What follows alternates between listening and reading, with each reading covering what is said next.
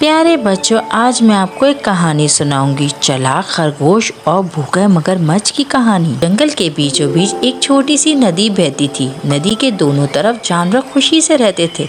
नदी के एक किनारे पर खरगोशों का खानदान रहता था और दूसरी तरफ एक बहुत बड़ा मगरमच्छ रहता था। मगरमच्छ बहुत चालाक और भूखा था। वो हमेशा नदी के आसपास आने वाले जानवरों को अपना शिकार बनाने की कोशिश करता रहता था।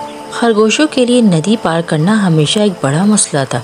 अगर वो नदी के करीब जाते तो मगरमच्छ फौरन हमला करता और उन्हें अपना शिकार बना लेता। खरगोशों के खानदान में सबसे समझदार और ज़हीन खरगोश चुन्नू था।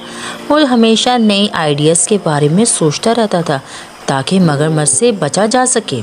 एक दिन मगरमच्छ नदी के किनारे आया और ज़ोर से पुकारा, सब जानवर सुन ले, ये नदी मेरी है और जो भी उसे पार करने की कोशिश करेगा वो मेरा शिकार बनेगा। ये सुनकर खरगोशों में खौफ की लहर दौड़ गई। सबने चुन्नू से कहा, अब हमारा क्या होगा? हम खाने के लिए दूसरी तरफ कैसे जाएंगे? चुन्नू ने कहा, घबराओ नहीं, हर मसले का हल होता है।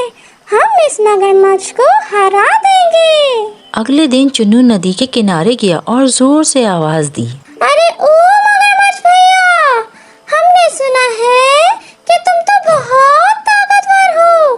क्या ये सच है? मगरमच्छ ने गरूर से कहा, हाँ, मैं सबसे बड़ा हूँ। चुन्नू ने चालाकी से कहा, अच्छा, तो क्या तुम ये साबित कर सकते हो? मुझे देखने दो कि तुम कितने बड़े हो। नदी के एक किनारे से दूसरे किनारे तक लेट जाओ ताकि मैं तुम्हारी लंबाई देख सकूं। मगरमच्छ को ये सुनकर खुशी हुई कि उसे अपनी ताकत दिखाने का मौका मिल रहा है। वो फौरन नदी के एक किनारे से दूसरे किनारे तक लेट गया। चुन्नू ने मौका का फायदा उठाया, उसकी पीठ पर दौड़ता हुआ नदी पार कर ली। मगरमच्छ गुस्से से चिल्लाया, तुमने मुझे धोखा दिया। मगरमच्छ ने बदला लेने का फैसला किया। इसने सोचा कि अगली बार वो ज्यादा होशियारी से काम लेगा और नदी के किनारे एक बड़ी झाड़ी के पीछे छुप गया और इंतजार करने लगा कि कब खरगोश नदी के पास आएगा। चुन्नू को मालूम था कि मगरमच्छ अब पहले से ज्यादा होशियारी करेगा।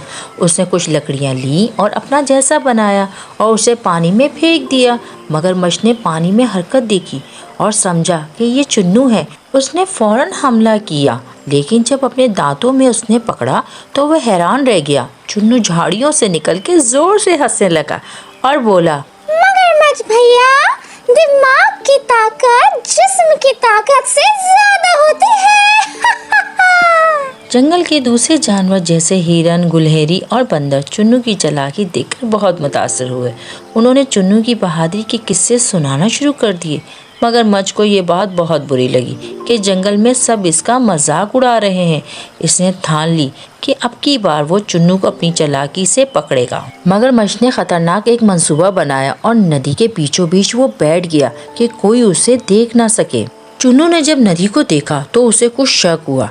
कहने लगा, मगरमच्छ तो यहाँ मौजूद होता है, आज नजर नहीं आ रहा। ये कैसे हो सकता है? मगरमच्छ तो यहाँ रोज होता है। मुझे लगता है कि कोई गड़बड़ है। एक काम करता हूँ, कश्ती बनाता हूँ। लकड़ी की कश्ती बनाकर उसमें बैठ जाता हूँ। चलो, कश्ती तो बन गई। अब मैं इसमें बैठ जाता हूँ। चुन्नू नदी के अंदर जाने लगा। जैसे ही मगरमच्छ ने देखा, कश्ती पर हमला किया। चुन्नू ने फौरन अपनी कश्ती को नदी के एक किनारे से दूसरे किनारे धकेल दिया और छलांग लगाकर जमीन पे पहुंच गया। तू मुझसे फिर निकल गया है खरगोश के बच्चे, चुन्नू। मैं तो बाल बाल बच गया, लेकिन ये मगरमच्छ तो मेरे पीछे ही पड़ गया है। इससे जान छुड़ानी पड़ेगी। एक काम करता हूँ, सारे जानवरों को इकट्ठा करता हूँ और इस मगरमच्छ के खिलाफ एहतजाज करता हूँ। सब मेरी बात सुनो, ये नदी हमारी है, हमारा हक है पानी पीने का, खाना खाने का। ये मगरमच्छ हमारी नदी पे कब्जा करके बैठा है। आओ, हम मिलकर इसको बाहर निकालते हैं। बाहर निकालो, नदी से बाहर भागो,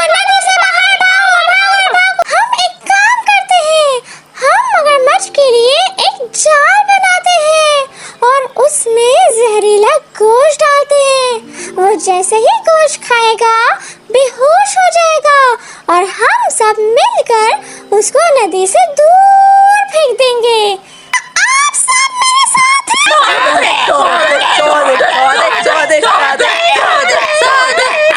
मगरमच्छ लालच में आ गया और जाल में फंस गया। सब जानवरों ने उसे नदी से दूर फेंक दिया और हमेशा के लिए अपनी नदी को आज़ाद कर लिया। अरे बच्चों, ये कहानी हमें ये सिखाती है कि दिमाग की ताकत जिस्मानी ताकत से ज़्यादा अहम है। अगर हम इत्तेहाद से काम करें तो बड़े से बड़े मसले भी हल किए जा सकते हैं।